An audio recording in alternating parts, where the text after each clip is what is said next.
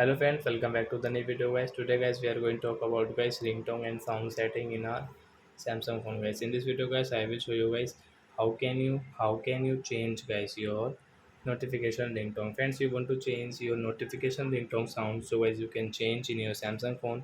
And friends, now let's see how to change it. In this video I will show you friends. First of all guys, we will have to come in our phone setting and guys click on guys sound and vibration. Guys click on guys your notification sounds. So as you can see, there are many notification ringtone guys which you like guys, you can choose from here. So example for guys, you want to change guys this Orion and guys singer.